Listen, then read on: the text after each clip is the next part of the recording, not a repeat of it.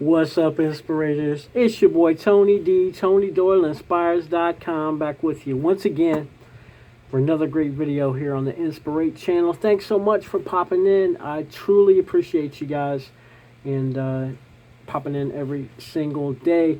If you have been following along, we are on the 7th and final video of this series where we've been breaking down the seminal publication, the book by Dr. Gary Chapman entitled The 5 Love Languages. We have been talking about them all week long, and this is the 7th and final video.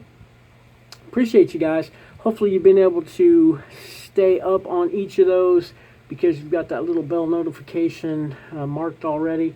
If you don't already, subscribe and hit that bell symbol. Let you know every single day when we put out new videos. That way you don't get behind. If you did happen to miss a couple, though, go back on the channel. Like I said, there's a total of 7 of them, all 5 individuals plus an intro. And this one is the one we're calling the Love Language Quiz. And it's actually going to give you, not so much a quiz, but gives you some ideas of how to identify your own love language and that of your partner's. And as I've been saying all along, I feel like it's super important. That's why I wanted to undertake this on the Inspirate channel. I feel like it's really, really important that we figure out how it is we like to be loved, how we allow ourselves to be loved, and how we can love and appreciate our partners in other relationships better, right? So hopefully this series has been helpful to you, and we are going to finish it out today. As I said, if you haven't already, please subscribe and hit the bell symbol. Give this video a thumbs up. As I keep telling you guys, it actually works with the algorithm in YouTube, and it allows like-minded folks like yourself to see the video who may not even know that they would like it, right? So it comes up as a suggested video. As always, the best way to share this is directly.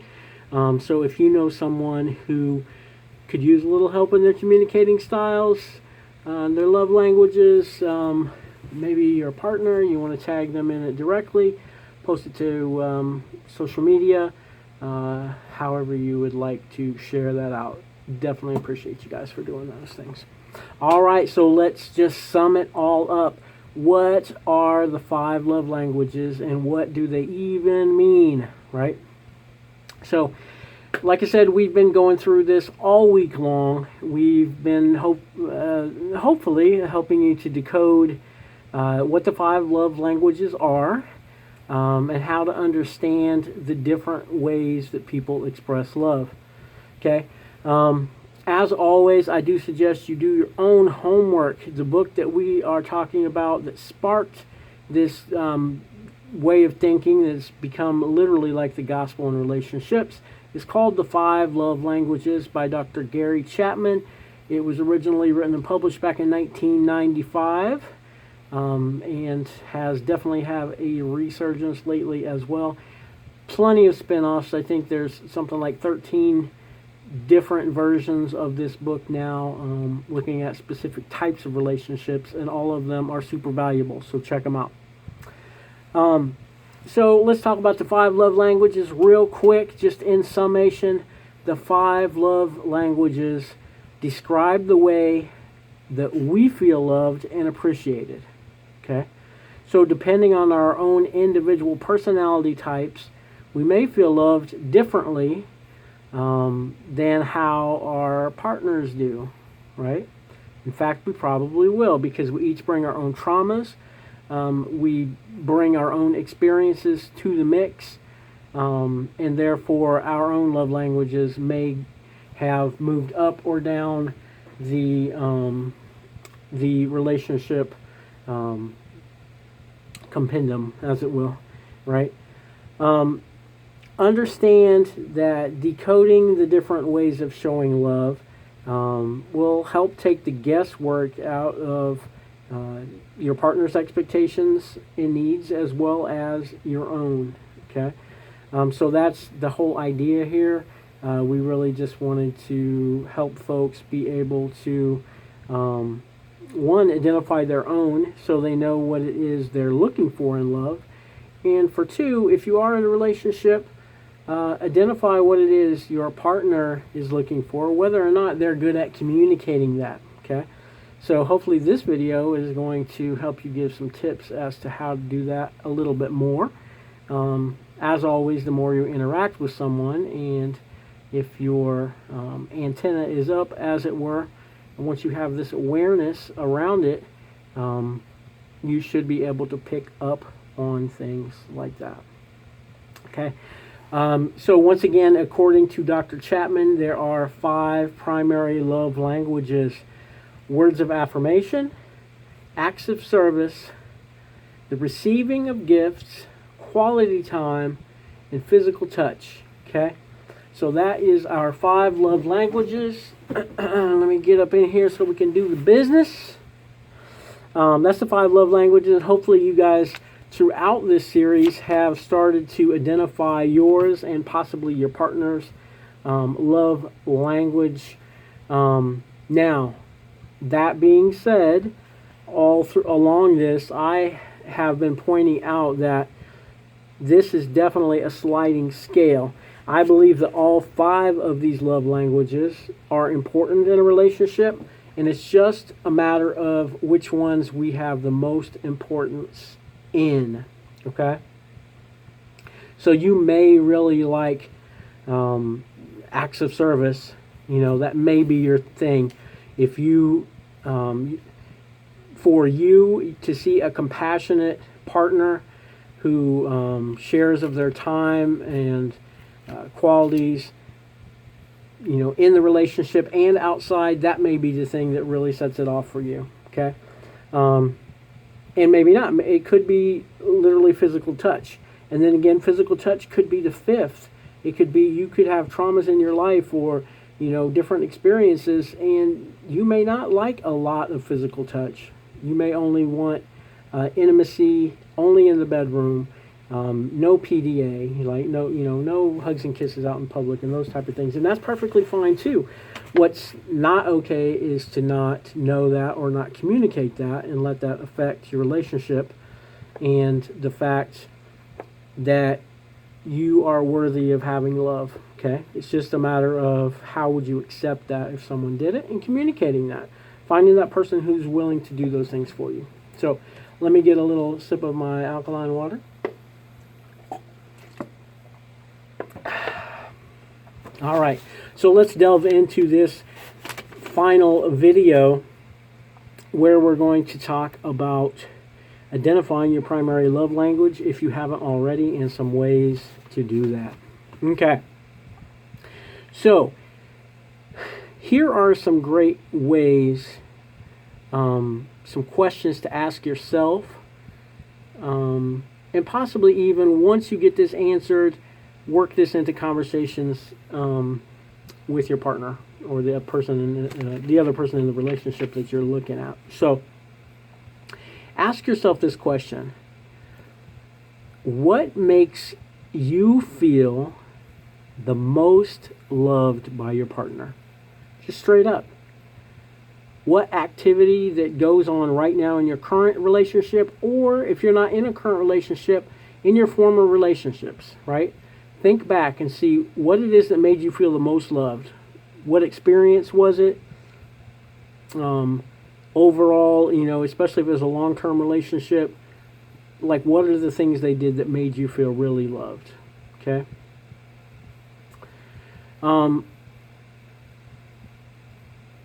So what you could see right now, if you're in a relationship, what does your partner do, you know, on a weekly or monthly basis? It doesn't have to be every day, but what are the things that they do that really strike you as something that is really special? Or just the opposite, what is it that you wish they would do that you haven't communicated necessarily? Or maybe you have and they haven't picked up on it and they just haven't done it. What is it that you have or have not communicated that would make that relationship extra special? Do you want to wake up to the dishes being done? You know, do you want to wake up to flowers and a little gift? Would you like a love note on your pillow when you go to bed? You know, do you want more physical intimacy as far as hugs and kisses and things like that? You know, so really this is an exercise where you have to really go back over your past relationships, what it is you like, what it is that could be improved, right? And really, like, honestly, one of the best ways to do it is what thing did your partner not do, either a current relationship or any of your past relationships? What's something that they didn't do that really hurt you deeply?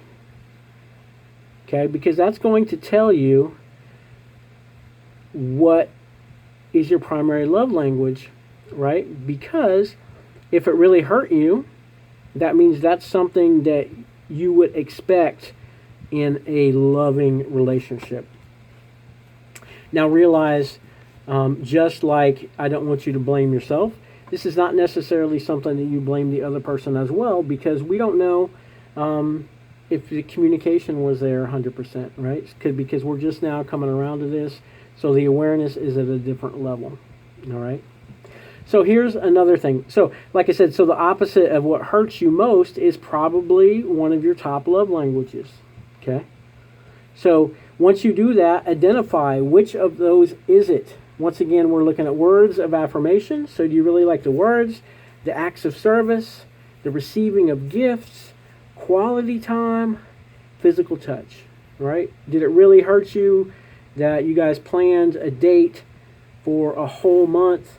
Date comes around, everything's perfect, and then he spends 2 hours out of the 4 on his phone back and forth, okay? If so, that's probably quality time. Quality time is what you were hoping for and you did not receive, right? Now, if quality time wasn't high on your list, that probably wouldn't have even affected you. In fact, you probably just would have took the opportunity to jump on your phone and check your status at the same time, you know, and you could have laughed it off and then moved right along. But because it is high on your list, it would, you know, show up as a hurt point, okay?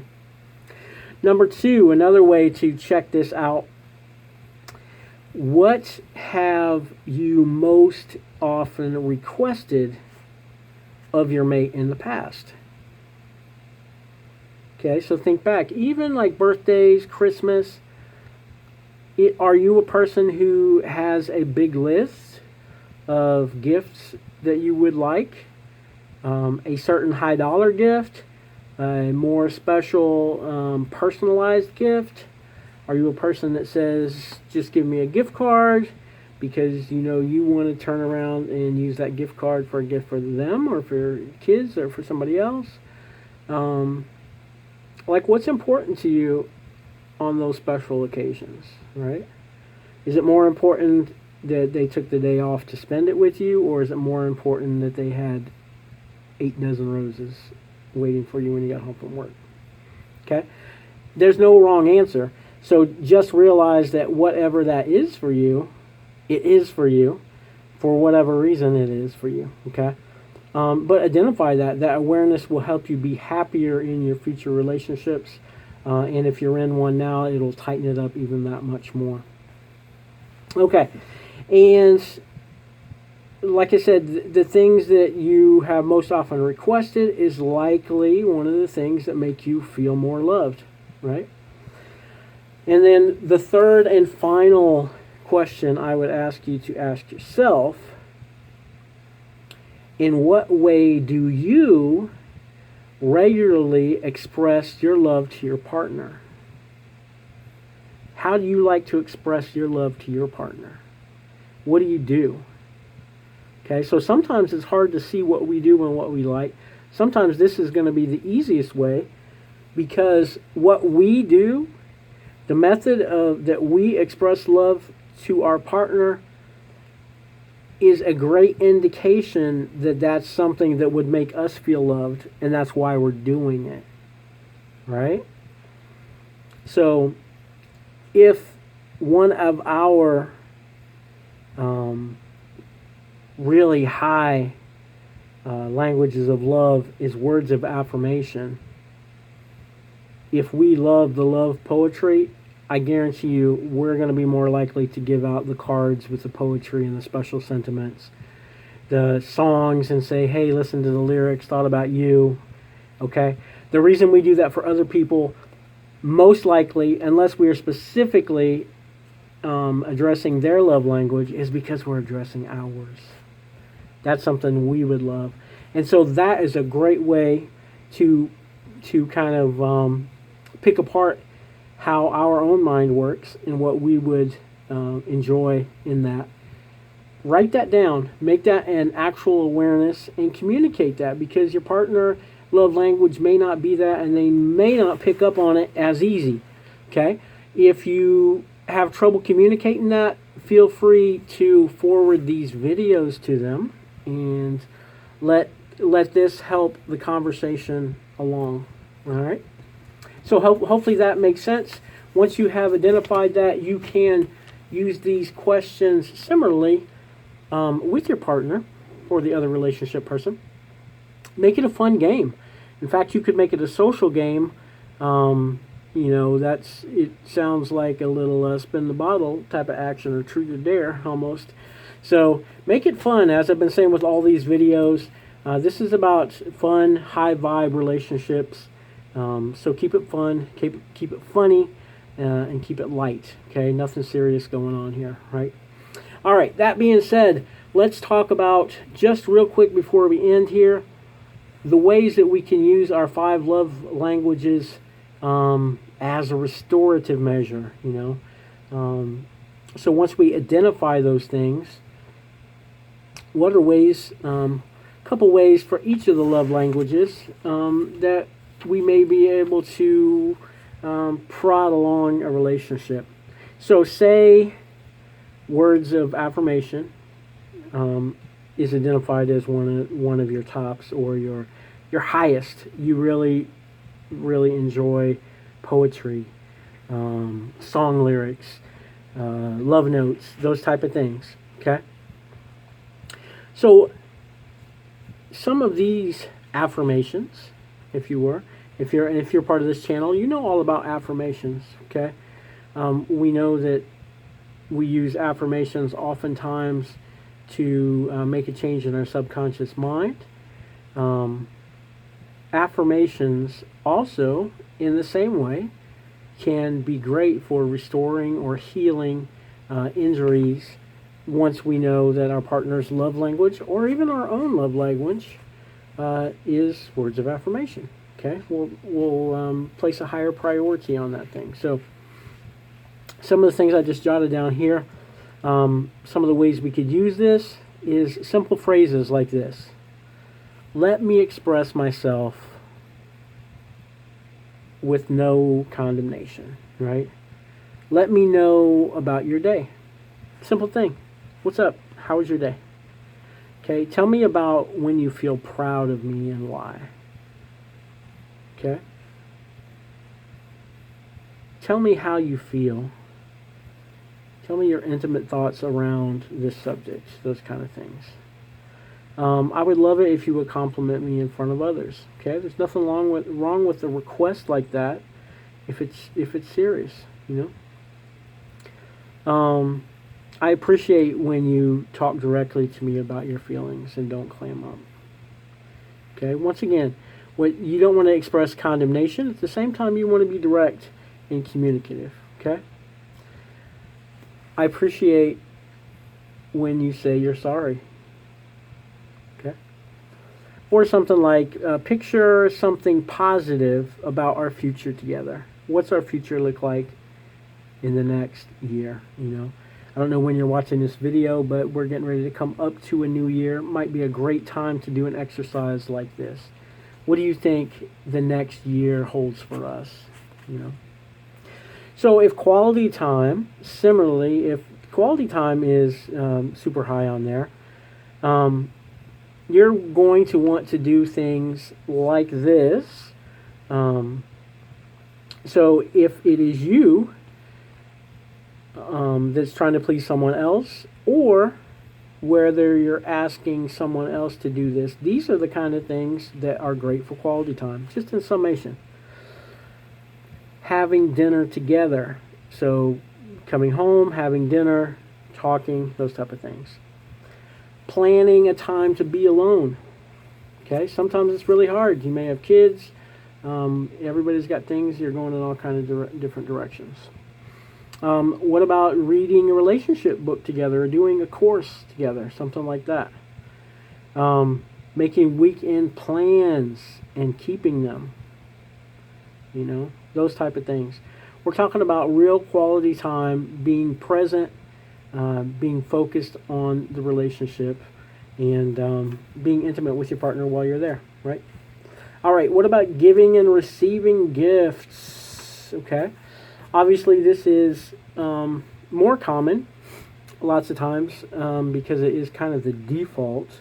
And some people have a hard time, especially in the spiritual community, receiving.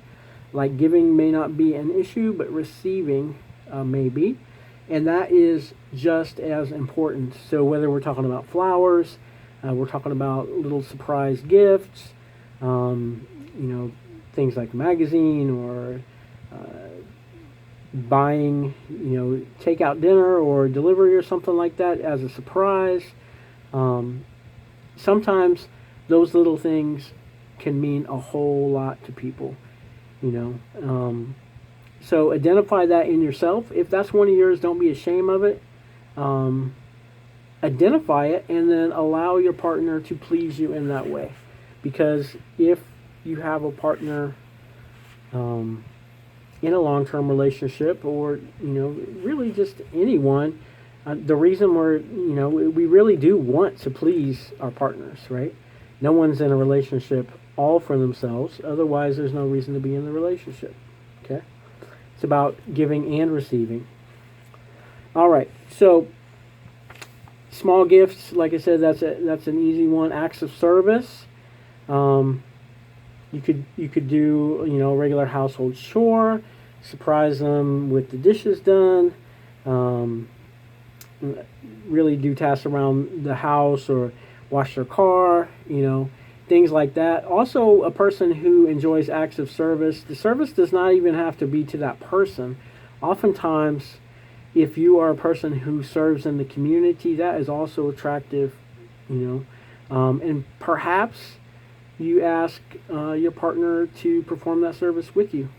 Thanksgiving, you want to go down to the soup kitchen and help me serve a meal, and whether they do or not, it's okay, but you invited them, you showed them that that's high on your list of service, or your list of love languages, and so it's stuff like that. And then, of course, the nurturing touch, right? The physicality.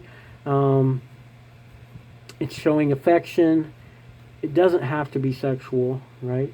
It's giving the hugs. But it's knowing how far to go in each relationship, where you're at. Does your partner enjoy kissing?